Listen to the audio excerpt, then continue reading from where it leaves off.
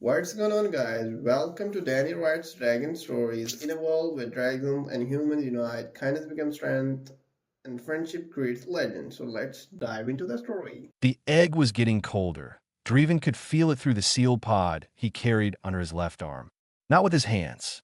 Dragons did not feel temperature through their scales the way soft-skinned creatures did. He felt it through something older than touch. Something in his chest that had been tied to that egg since the day his mate laid it in the nest they built together at the edge of the Vareth Mountains. He felt the cold the way he felt her absence. Quietly, all the time. The transport doors of Accord Base opened and a rush of Earth air came in. Cold, sharp, full of pine, and something metallic from the heating units running along the outer walls. A small human welcoming party stood in a neat line. 3 diplomats in formal gray, 1 woman in a medical uniform, and a man slightly apart from the others who was looking not at Dreven, but at the pod under his arm. Just a brief look. Then the man moved his eyes away, which was the polite thing to do. Dreven noted that the lead diplomat, a woman named Ambassador Tara introduced as Director Holst, gave a short speech about cooperation and shared futures. Dreven listened with the part of his mind he kept for formal occasions. The rest of him was doing the math he had been doing for 11 days. Hatchling survival rate at this shell integrity. Temperature fluctuation over transport. The healer's exact words when she handed him the pod at the departure port on Vareth Prime. She had said, "Lord Dreven, I am sorry. It may last another few weeks. Let be peaceful." He had taken the pod without answering her. He did not know why he had brought the egg to Earth. His diplomatic mission here was real and had its own weight. Trade talks, resource agreements, a border question that 3 other species were circling like scavengers. He should have left the egg at home, in the care of the temple healers. He should have let them handle it with their rituals and their quiet hands. But his mate had wanted their child to see stars. She had said it once, early in the pregnancy, when they were lying outside and watching the Vareth sky go from gold to black. She had pressed one large hand against the egg and said she wanted their hatchling to know that space was big and full of places worth visiting. He had brought the pod onto an alien planet because she had said that, because he could not give the egg anything else. His aide, a smaller dragon named Tura, fell in a step beside him as the welcome party walked them through the base corridors. Tura was old, careful, and had served Dreven's family for longer than Dreven had been alive. He said nothing about the pod. He had not said anything about it since they left home. He simply walked close enough that if Dreven needed to hand it to someone for a moment, Tura would be there. The base was functional, clean in a human way, which meant slightly cluttered with the tools and notes and personal items that humans seemed unable to keep out of their working spaces. There were plants on window ledges, a child's drawing on a bulletin board near the medical wing. Someone had left a pair of boots outside a door and not yet retrieved them. Dreven found none of this offensive. Humans were like their planet, busy, complicated, alive in a way that had edges. His quarters were large enough for his wingspan, which the humans had clearly researched in advance. He appreciated that. There was a window looking north over a snow-covered forest that went on further than he could see from where he stood.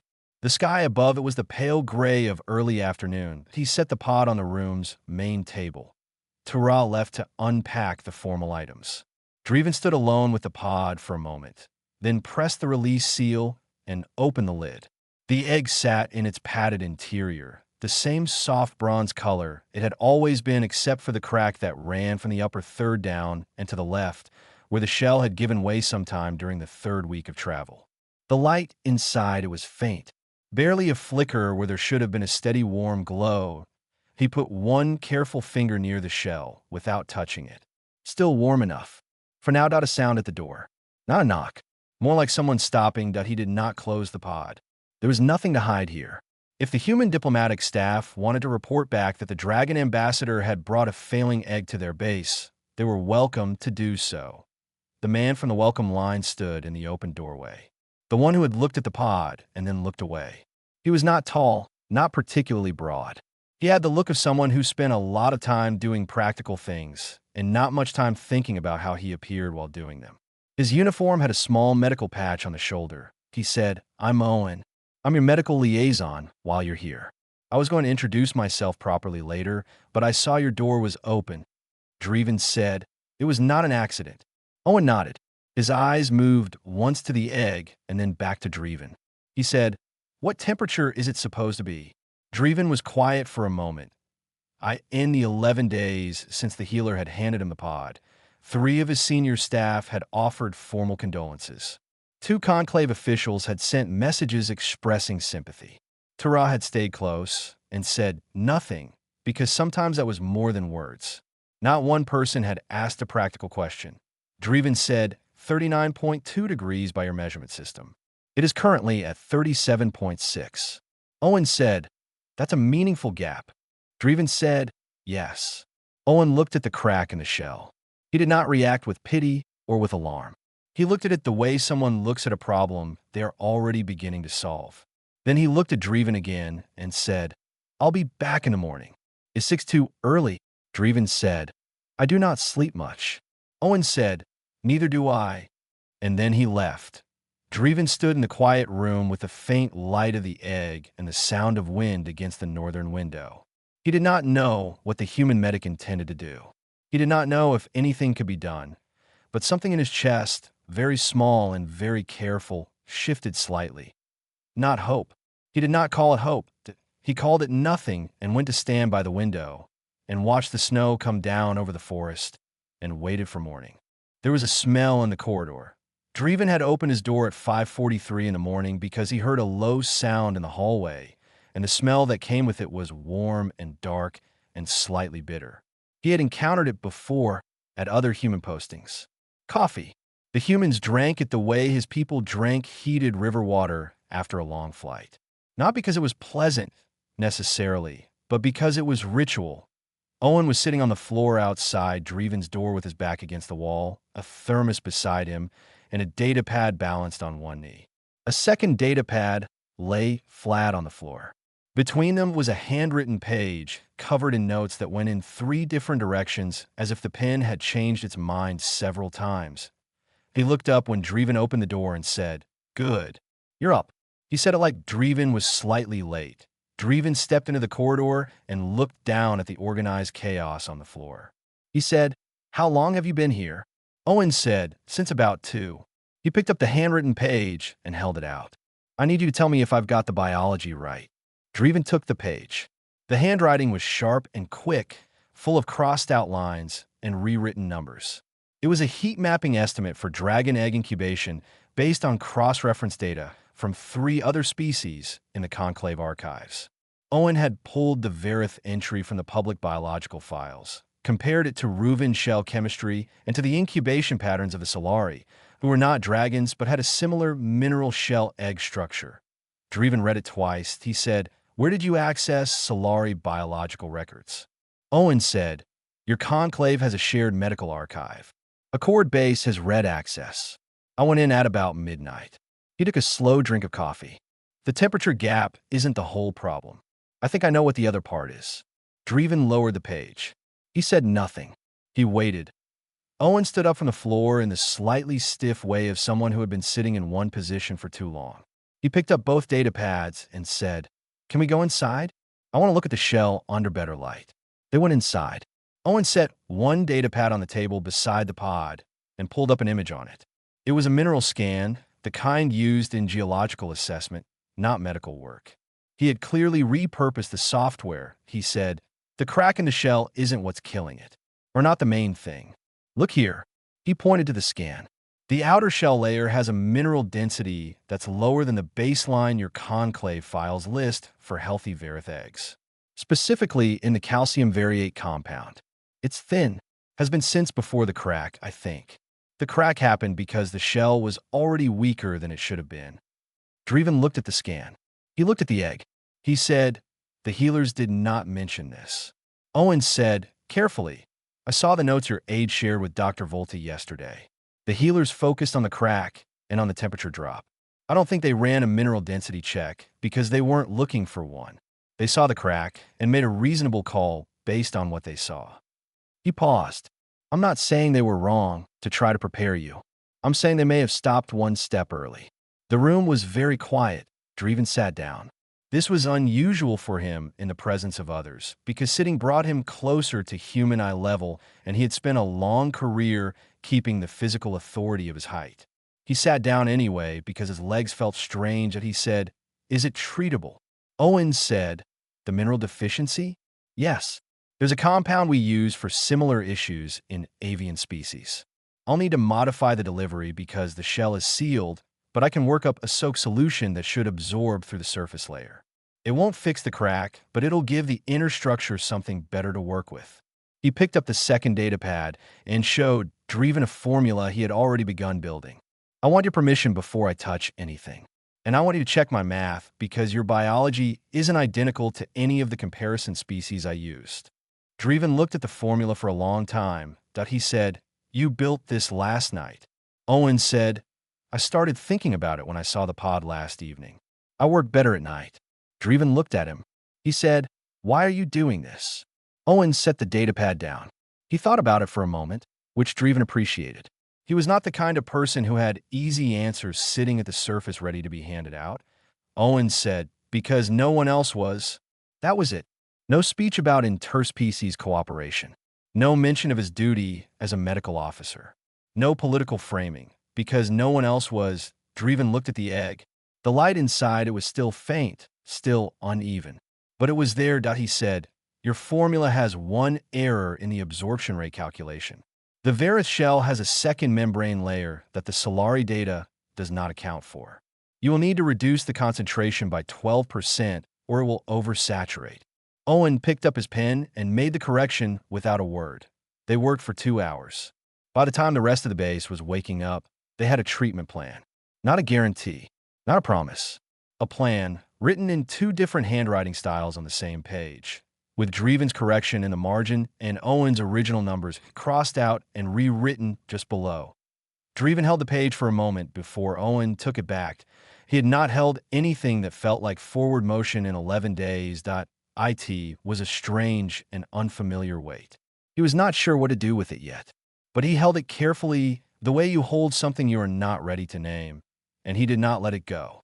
The thing about Owen was that he did not celebrate small victories. Dreven noticed this on the second day of treatment, when the egg's temperature held steady at 38.1 for 6 full hours without dropping. Dreven had been watching the reading on the small monitor Owen had attached to the outside of the pod, and when the number held, he felt something move in his chest. He looked at Owen, expecting to see the human react the way most people reacted to good news. Relief, at least. A change in posture. A small sound. Owen looked at the number, wrote it in his log, and said, "Still trending low. Let's hold the current concentration for another cycle before we adjust."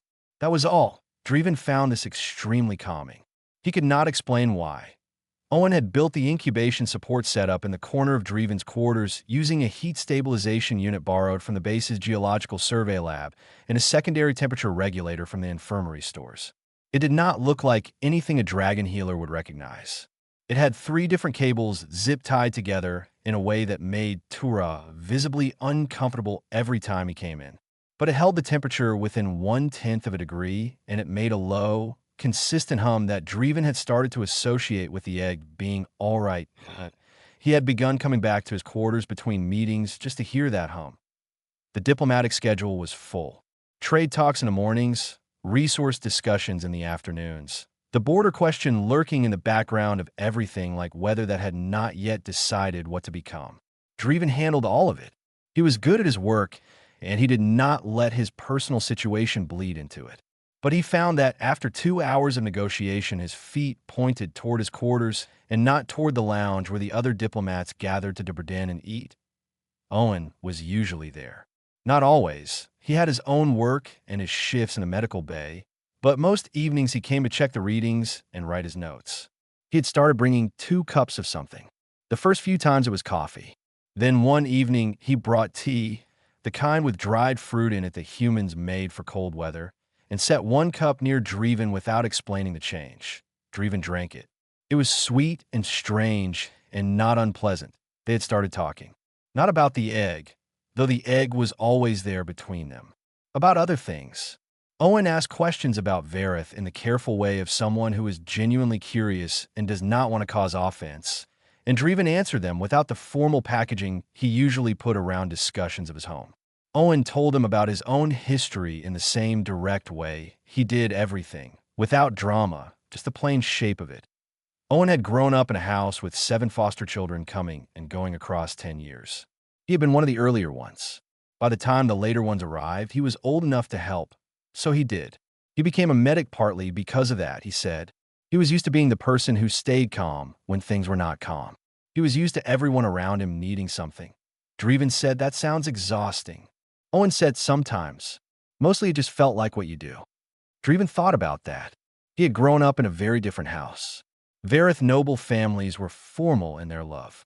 Affection was real, but it was expressed through investment, through ceremony, through the careful, long-term construction of a life that honored those who came before. His mate had been different. She had been warm in the immediate physical way, the kind of warmth that was present in a room before she said a single word. He had learned a great deal from her about the difference between love that was planned and love that was simply given. He said this to Owen one evening, not meaning to say as much as he did, and then was quiet for a moment, wondering if he had said too much. Owen said, "She sounds like someone who made the room bigger." Dreven was still for a long time. Then he said, "Yes, that is exactly what she did." He had not talked about her to anyone since she died. Tara knew her, had loved her in the old formal way of long-time service, but neither of them had spoken her name since the funeral. There was a kind of grief that sealed itself over the top like a skin of ice on water, and Dreven had been living on top of that ice for months, being careful not to press too hard in any one place. Owen did not press. He just listened. On the third day, the egg pulsed. It was evening, the snow outside doing the quiet thing it did when the wind dropped, and Owen was writing in his log, and Dreven was reading a border dispute briefing for the 4th time because he could not concentrate on it when the small monitor gave a soft chime. They both looked up. The light inside the egg had pulsed. A single, strong, clean pulse, visible through the translucent bronze of the shell, brighter than anything Dreven had seen in weeks. Owen leaned forward and looked at the reading. He was quiet for a moment. Then he wrote the number down. Dreven said nothing. There was nothing that needed saying. He sat with the brightness of it, the ordinary, unremarkable miracle of a living thing pushing back against what was trying to take it, and he breathed very slowly and steadily until he was sure his voice would be level if he needed it. He looked at Owen, who was still writing in his log with his head down. Dreven said, quietly, "Thank you." Owen looked up. He seemed mildly surprised, as if thanks were something he was not used to receiving for the work itself, only for the outcome.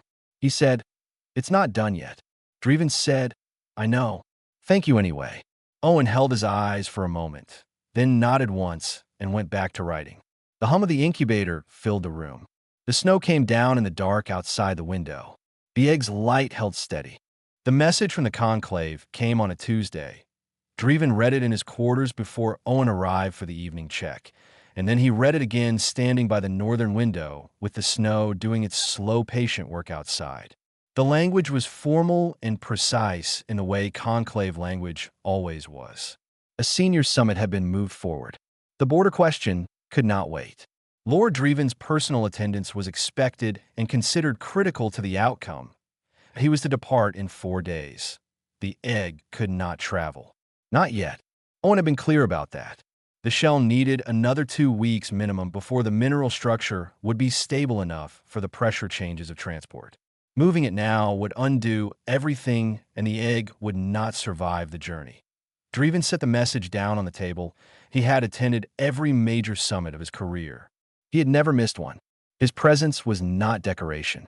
He was good at the work, good at reading the spaces between what was said and what was meant, good at finding the third option when 2 sides were locked into positions that were really just 2 versions of the same fear. People relied on him being there. The border question affected 12 systems and 4 species, and if it was handled badly, it would become something worse over the next decade. He knew all of this. He also knew the light inside the egg had been steady for 3 days. Owen came in at 6, as usual, checked the readings, wrote his notes. He had brought the fruit tea again. He set a cup near Dreven without comment, and then looked at the message on the table because Dreven had not moved it. Owen said, "Summit?" Dreven said, yes. Owen read it quickly, which Dreven allowed because hiding it would have been pointless. Owen set it back down and said nothing for a moment. He picked up his cup and drank and looked at the egg. Then he said, what would she have wanted you to do? Dreven went still that it was such a direct question. Not cruel, not intended to wound. Simply direct in the way Owen was direct about everything, going straight to the thing instead of walking around it. Nobody had asked him that. Not once since her death. Not in the formal language of the conclave. Not in Tura's careful silence. Not in any of the condolence messages from officials who had known her publicly, but not personally. They had all talked about duty and responsibility and what came next. Nobody had asked what she would have wanted. Dreven set his cup down, that he said, she would have wanted me to stay. He said it, and the truth of it opened something in his chest that he had been pressing shut for a very long time. Not grief in the sharp, immediate way. Something older and quieter. The grief that lives underneath the functioning. The grief you carry in your bones while you keep attending meetings and reading briefings and doing the work. He sat down at the table, and for the first time in Owen's presence, he did not arrange himself formally. He sat the way a person sits when they are tired and not pretending otherwise, that he said, her name was Valen. He had not said her name out loud since the funeral. She was younger than me by 40 years, which in our terms is not significant, but she was always more ready for the future than I was, more willing to trust it. He paused. She talked to the egg. Every evening, she had a set of old Varith stories, the kind that are told to hatchlings before they are old enough to understand words, and she told them in order every night, starting from the beginning. He stopped. Owen did not say anything. He did not try to fill the space. Dreven said, she did not get to finish the cycle. She died before the 7th story. He looked at the egg. She would have wanted me to stay with it. She would have told me the summit could manage without me, which may or may not have been true, and she would have said that one thing in her life had already gone wrong, and she was not going to let another one if she had any say in it. He was quiet. Owen said, she sounds like she knew how to argue with you. Dreven said, she was the only one who could. Owen turned his cup in his hands. He said, I can't tell you what to do. I don't know the full weight of what that summit means. A pause. But I can tell you that Turan knows your positions as well as you do. Probably better in some areas. And the egg needs 2 more weeks. Dreven looked at him, but he said, you were suggesting I send my aide in my place. Owen said, I'm not suggesting anything. I'm just saying what I know. Tura was summoned. He came in and read the message, and his expression was the controlled, careful expression he wore when he had a strong opinion and was deciding whether to share it. Dreven told him to say it directly. Tura said, I believe I can represent your positions at the summit. I know every file. I know your stances on all 12 disputed points. I am not you, but I can speak with your voice if you give me permission to do so. He looked at the egg when he said it. Dreven noticed. Dreven said, you think I should stay? Tura said, Lord Dreven, I think Valen would have thrown the summit letter out the window. Owen made a sound that was almost certainly a laugh that he turned into a cough at the last moment. Tura gave him a look. Owen looked at the ceiling. Dreven sent Tura to the summit. The message to the conclave was formal and gave appropriate reasoning about the sensitivity of the ongoing diplomatic work at Accord Base, which was true enough not to be a lie. He filed it and closed the screen and sat with the weight of having chosen something over duty for the first time in his long career that it felt strange. It felt correct. Owen finished his tea, made a small adjustment to the incubator setting, and said good night without treating the decision as anything remarkable, which was exactly the right thing to do. Dreven sat by the window for a long time after he left, watching the dark and the snow, and talked to the egg in the old Varith way, starting from the first story, the one about the mountain and the river and the thing that would not stop moving toward the seed he did not know if he would get to. The 7th. But he started. The cracks sounded different. Dreven had been asleep, which was unusual. He had not slept properly in months, but the last few nights had been different. The hum of the incubator and the steady readings on the monitor had done something to the part of him that stayed awake watching for bad news. He had started sleeping more deeply than he had since before Valen died, that he woke to the crack and was on his feet before he was fully conscious that it was not the fracture sound of something breaking. He knew that sound too well. This was sharper, purposeful. The sound of something that had decided it was done waiting. He crossed the room in 2 steps and looked at the egg. The crack along the upper shell had widened. New lines were spreading from it, not randomly, but in the specific patterned way of a hatch fracture, following the seam lines built into the shell structure. The light inside was not faint anymore. It was strong and warm and moving, and through the widening lines he could see something that was not amber shell, but something smaller and paler pressing outward from within. His hand was shaking that he had not expected this. He had begun to believe in it over the last 2 weeks. The steadying readings, Owen's quiet certainty, the pulse on the third day that it felt like a door being opened. But believing in something slowly and actually watching it happen were two different things, and Dreven was not, in this moment, the composed senior diplomat who had handled 12-system border negotiations. That he was a father watching his child try to enter the world. He pulled out his communication unit and sent a single word to Owen's channel. Hatching. Owen arrived in 4 minutes. He was in the clothes he slept in, and his hair was disordered, and he had his medical bag over one shoulder. He took one look at the egg and set the bag down and pulled out a small monitor and a pair of thin, stabilizing gloves without saying anything. They stood together on either side of the pod and watched. The process was slow. Dragon hatching was not fast under any circumstances, and this hatchling had more to work through than most.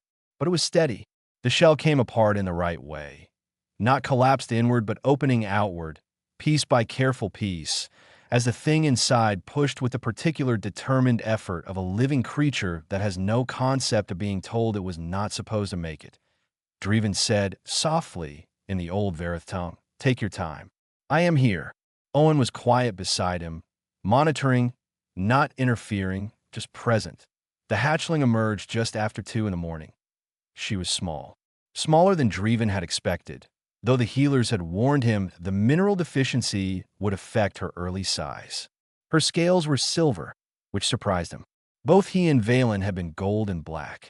Silver was older, a recessive color from further back in the bloodline than anyone had tracked.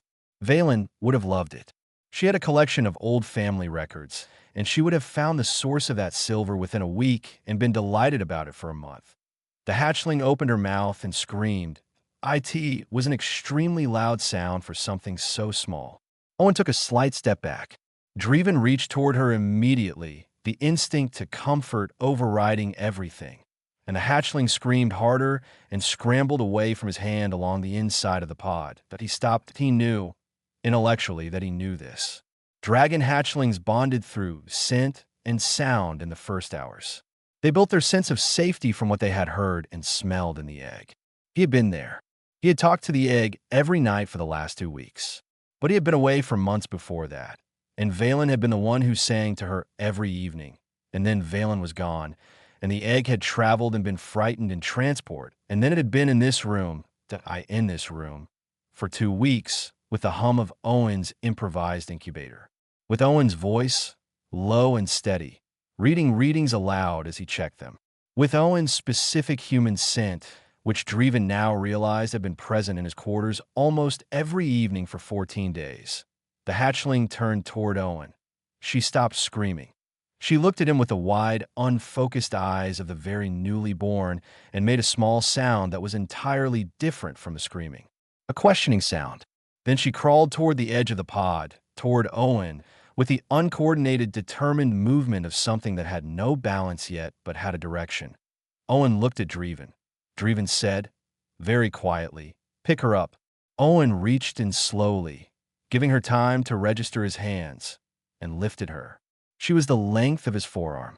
She gripped his shirt immediately with small claws that were not yet hard enough to pierce fabric. She pressed her face against his chest, directly over his heart, and went completely still. The room was silent except for the hum of the incubator and the small sound of the hatchling breathing. Owen stood very carefully, the way a person stands when they are afraid to break something. He looked at Dreven with an expression that Dreven could not fully read. Somewhere between stunned and moved and uncertain what he was allowed to feel. Dreven looked at his daughter. She was silver and small, and sleeping on a human's chest at 2 in the morning in the middle of a Canadian winter in a room on a planet that was not her home. She had fought her way out of a shell that everyone except Owen had written off.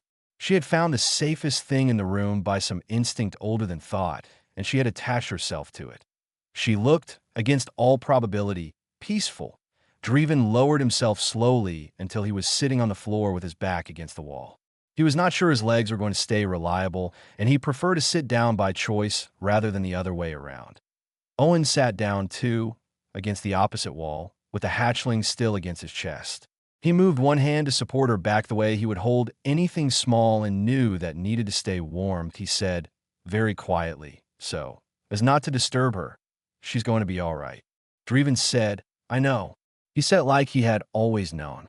He said it like a man who had stopped keeping his distance from the things that might hurt him and had decided to stand close instead. Owen began to hum. It was low and tuneless, the kind of sound you make without thinking when you're trying to keep something calm. He probably did not even know he was doing it. Dreven said, just as quietly, Valen used to hum like that. Owen looked at him. He had not known that. He could not have known that. He kept humming anyway, because stopping would have been the wrong thing, and Owen had a reliable sense for the wrong thing and the right thing, and chose the right one without making a speech about it. Dreven sat on the floor of his quarters on an alien planet at 2 in the morning and watched his daughter breathe, and for the first time since Valen died. The thing in his chest that had been cold was not cold anymore, that he did not call it anything yet, that he just let it be warm. By the third day, it was clear the hatchling had opinions. She had opinions about temperature. She had opinions about sound.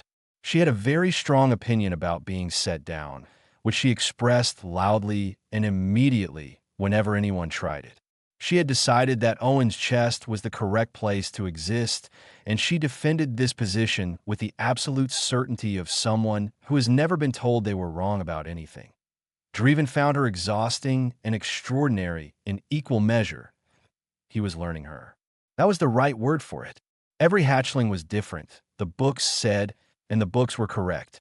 She liked the hum of the incubator even now that she didn't need it. She tracked movement with her eyes faster than she should have been able to at 3 days old. She had screamed once at Turah when he came in without knocking, and Turah, who had faced down 3 interstellar standoffs without raising his voice, had quietly decided to always knock. She had not screamed at Dreven again after the first night. He had been careful. He sat near her rather than reaching for her. He let her come to him on her own schedule. On the second day, she had crawled across Owen's lap and pressed her nose against Dreven's hand, and he had stayed completely still for a long time while she decided what she thought of him. She had gone back to Owen's chest afterward, but she had not screamed. He was counting that on the 4th day, Turah returned from the summit. The border question had been moved into a working committee. Not resolved, but contained, which was a better outcome than some had expected. He came into Dreven's quarters, saw the hatchling sleeping on Owen across the room, and stood in the doorway for a full 10 seconds without speaking. Then he said, "She is silver."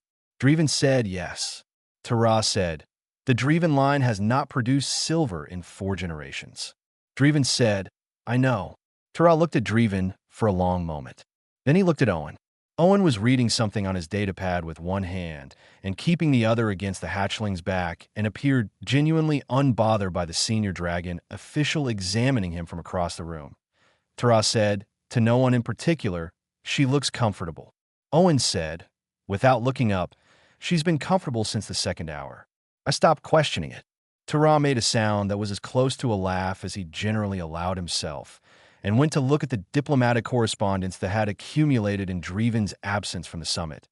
That evening, after Turah had gone and the base had gone quiet, Dreven sat across from Owen and said, "I need to speak to you about something." Owen set his datapad down. He gave Dreven his full attention the way he always did, without checking anything else or preparing a response in advance. He just looked at him and waited. Dreven said, "My mission here ends in 11 days. When I leave, I will be returning to Verith space. There is a formal residential period I am required to complete after a loss of this kind. It takes approximately 8 months. After that, my schedule is mine to arrange for the following year." He paused. The hatchling cannot travel commercially for another 6 weeks, which means I will be here longer than originally planned regardless. Owen said, Okay. Dreven said, I am asking you to consider coming to Varith space when we go. The room was very quiet. Owen said, When you say coming. Dreven said, I mean what I'm saying. Not as staff, not as a medical consultant, though I would have work for you if you wanted it. I am asking you to come as family, as the person my daughter already believes you to be. He kept his voice level. I have thought about this for 3 days. I want to be certain you understand that I am not asking out of convenience or because I need a solution to a practical problem. I am asking because you stayed when no one else did, because you asked the right question on the first evening, because you are someone who shows up, and I have learned that there is no more valuable thing in the world than that. Owen was quiet for a moment. He looked at the hatchling, who was asleep in the warm nest space they had built in the corner of the room, her silver sides rising and falling slowly. He said, I have a 6-month contract here that ends in 7 weeks. Dreven said, that timing would work. Owen looked at him. He said, Dreven, do you understand what you're asking? Dreven said, I have had 3 days to be certain. I am certain. Owen was quiet for a moment longer. Then he said, yes. Not as a declaration, not with weight attached to it. Just yes, the way Owen said everything directly and without performance. But his eyes were warm, and he looked at the hatchling when he said it with the expression of someone who had not expected to find anything when they came to work at a northern Canadian diplomatic base, and had found something anyway. The naming ceremony happened 2 days later. Dreven had debated waiting until they were back in Varith space, where the ceremony could be held in the proper place with the proper witnesses. But the hatchling was 3 days old, and she needed her name. And Valen had always said that the right place for important things was wherever the people who mattered were standing. He spoke the Varith naming right alone in his quarters with Owen and Turah as witnesses. It was an old rite, older than the Conclave, older than Varith's space-going history. It had words in it that were no longer used in daily speech. He had memorized it at 10 years old because all noble children did, the same way they memorized the old histories, because some things were kept alive by the fact of being known. He gave her the name Viola, close to her mother's name, but hers, different enough to be her own. Then he paused. He looked at Owen across the room. In the old rite, there was a second name, a guardian name, given to the person who would stand with the hatchling when the parent could not. It was rarely used in the modern conclave. Most families considered it ceremonial. In the oldest Vera tradition, it was binding, a tie recognized by law and history, unbreakable by political change or social distance. Dreven spoke Owen's name into the rite. Owen went very still. Turah, who knew exactly what had just happened, looked at the window and said nothing with the discipline of a man who had spent 300 years learning when not to speak. Dreven finished the rite. Viola, who had been in Owen's arms for the ceremony because she had refused Dreven's with characteristic firmness, opened her eyes at the sound of the final words as if she had been listening, and made the small questioning sound she made when she was paying attention to something. Owen looked down at her. He said, very quietly, Hello, Viola. She pressed her face against his chest and went back to sleep. Turah, after a long moment, said she accepted it. Both names. He looked at Owen. In Varith law, that means she recognized you. That is not common. That is, in fact, very rare. He paused. My Lord Dreven's mate was of the opinion that hatchlings know things that adults have learned to doubt. I believe she was correct. Owen looked at Turah. He said, You knew her well. Turah said, I served her family before I served his. She was. He stopped. He said, simply, she was very good. They were all quiet for a moment. The 3 of them in the room with the small silver hatchling and the hum of the incubator still running because Vela liked the sound and the snow outside going on in its patient, indifferent way. Later, when Owen had gone to arrange the transfer of his contract and Turah had retired to his own quarters, Dreven stood at the northern window. The forest below was the same as it had been on the first evening. Dark trees and white ground and a sky going from gray to black. He had come to a cord base, carrying a pod, and no hope, and the weight of a grief he had been moving through instead of feeling. He had expected to file his diplomatic reports and return home diminished, the last of his direct line, a man defined by what he had lost. Varela made a sound from her nest. A small, sleepy, entirely ordinary sound. He turned to look at her, silver and small, and deeply certain that the world was safe. Carrying her mother's name close to her own, already loved by a human who had spent a night on a corridor floor because he could not stop thinking about a mineral density chart. Dreven had come expecting lost. He was leaving with a daughter who had two names and a human who had stayed when everyone else had only offered words. He looked at the dark forest and the cold sky and thought about Valen, who had wanted their child to see stars. There were good stars in Vareth space. He would show Viola all of them, and Owen would be there, practical and unhurried, asking the right questions, staying past the point where anyone would have blamed him for leaving.